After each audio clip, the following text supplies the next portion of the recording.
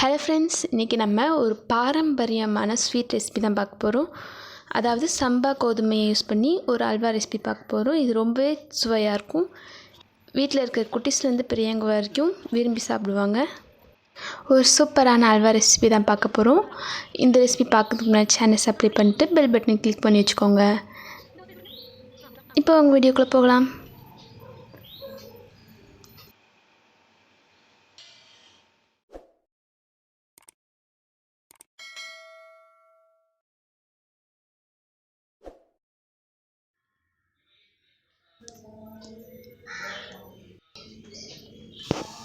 கோதுமையை நனைய போட்டுக்கலாம். இது ஒரு 150 கிராம் இருக்கும். கோதுமை நனைய வச்சுக்கலாம். இது அல்வா கோதுமை தான். கழுவி ஒரு 2 வாட்டி நல்லா கழுவிட்டு ஒரு 8 மணி நேரம் ஊற வச்சுக்கலாம்.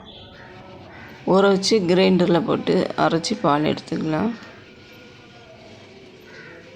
ஒரு 3 வாட்டி எடுக்கணும். ஒரு துணியை ஒரு கிண்ணியில் கட்டிக்கிட்டு அதில் பாலை வடிகட்டி எடுத்துக்கலாம். பாரம்பரிய முறையில் நம்ம இந்த அல்வா செய்யும்போது இப்படி தான் ஒரு கிண்ணியில் துணியை கட்டிட்டு, அதுவும் காட்டன் துணியாக இருக்கணும். ஒயிட் கலர்தாக இருந்தால் ரொம்பவே நல்லது. இப்படி தான் பால் எடுப்பாங்களாம், கோதுமை பால்.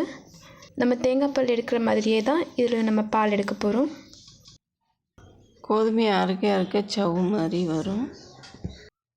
இப்படி துணியில் போட்டு வடிகட்டி பால் எடுத்து வச்சுக்கலாம். ஒரு 3 வாட்டி எடுத்து வச்சுக்கலாம்.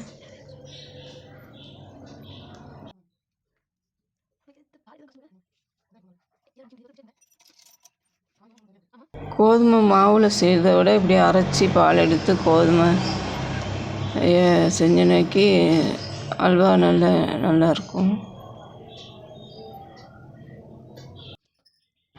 மிக்சியில் இது மாதிரி பால் எடுக்கும்போது சவு மாதிரி ஒட்டிக்கிடுமா, அதனால் கிரைண்டரில் போட்டு பால் எடுக்கிறதா ரொம்ப நல்லது.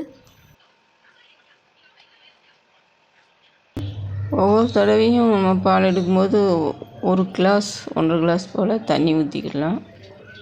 தண்ணி ஊற்றி அரைச்சி எடுத்து வச்சுக்கலாம் பாலை. என்னோடய அம்மா வீட்டில் உடம்புல தெம்பு இல்லாத மாதிரி ஃபீல் பண்ணாங்கனாக்கி இதே மாதிரி அடிக்கடி செஞ்சு சாப்பிடுவாங்களாம். அவங்க உரலில் கோதுமை பால் எடுத்து காலையிலே புளிக்க வச்சு நைட்டு இதே மாதிரி அல்வா கிண்டுவாங்களாம். அவ்வளோ டேஸ்ட்டாக இருக்குமா அவங்க அப்பா செய்கிற அல்வா. நல்லா சாஃப்டாக பஞ்சு மாதிரி இருக்குன்னு சொல்லுவாங்க. இந்த காலத்தில் உரல் கிடையாது, அதனால் கிரைண்டர்லையாவது ஆட்டி எடுக்கணும். கிரைண்டரில் ஆட்டினா அது நல்லா சாஃப்டாக வரும்.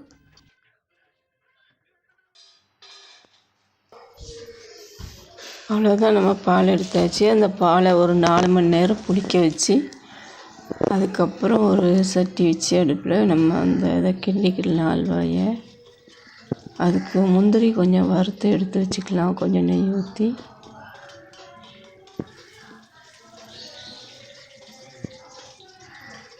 அடிகனமான பாத்திரத்தில் தான் செய்யணும். ஆமாம், அடிகனமான பாத்திரத்தில் தான் செய்யணும். அடிகனம் இல்லைன்னா அது கிண்டதுக்கு சரியாக வராது.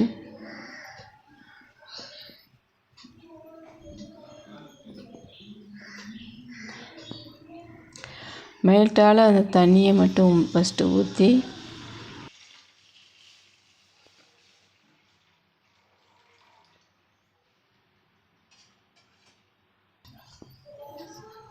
சீனியும் போட்டு கிண்டிக்கிடலாம் கொஞ்சம் நேரம். 1.5 கிளாஸ் நம்ம கோதுமை போட்டிருக்கோம். 3 கிளாஸ் சீனி போட்டுக்கலாம்.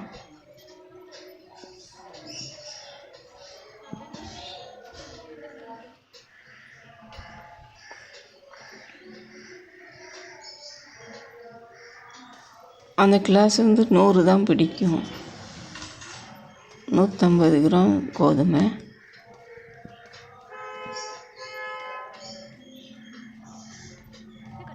இந்த சீனி நல்லா கரைய விட்டு நம்ம இந்த கிண்ணியில் இருக்க மிச்ச பாலையும் ஊற்றிடலாம். ஊற்றி நல்லா கிண்டி விட்டுக்கிட்டே இருக்கணும். நல்லா கிண்டணும், இல்லைன்னா கட்டியாயிரும். நல்லா கிண்டிடணும்.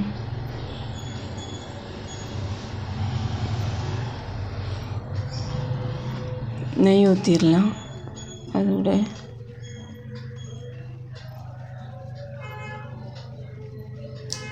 இது கிண்டுறதுக்கும் ஒன்றும் கஷ்டம் கிடையாது. டக்குன்னு அன்றைக்கி கிண்டிட்டோம். பால் எடுக்க தான் கொஞ்சம் கஷ்டமாக இருந்தது. நெய் எவ்வளோம்மா? நெய் கொஞ்சம் கூடுதலாகவே வேணும். ஒரு 400 நெய் இருக்கும் ஊற்றிருக்கோம்.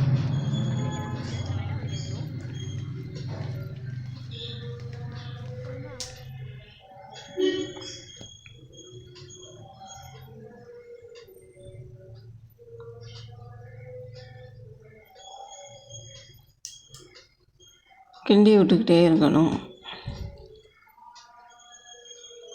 விடாமல் கிண்டிக்கிட்டே இருக்கணும். அடுப்பு வந்து மீடியம் ஃப்ளேம்லேயே வச்சுக்கோங்க. கூட்டி வச்சிடாதீங்க. கூட்டி வச்சா கருகின மாதிரி ஆயிரும். மீடியம் ஃப்ளேம்லேயே வச்சு கிண்டிக்கிட்டே இருங்க. கொஞ்சமாக செய்யும்போது கை வலிக்காது. ஆனால் கூடுதல் செய்யும்போது ஆள் மாறி மாறி செய்யணும். நாங்கள் கொஞ்சமாக தான் செஞ்சோம்.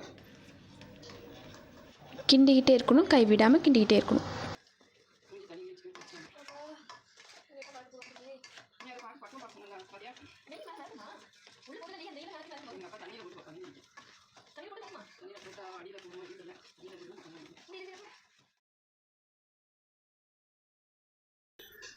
கலர் பொடி கொஞ்சம் போட்டுக்கலாம்.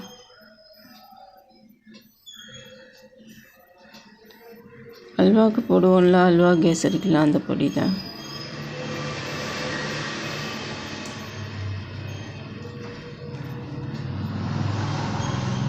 நெய் அப்பப்போ கொஞ்சம் ஊற்றணும். ஊற்றி கிண்டணும்.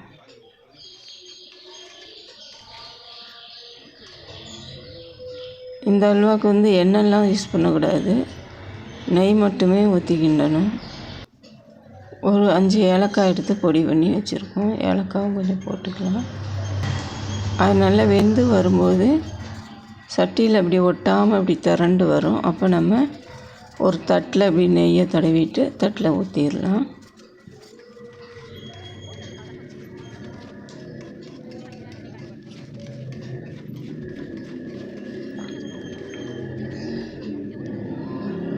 இப்படி சட்டியில் ஒட்டாத அளவுக்கு வரும்போது நம்ம ஊற்றிடலாம்.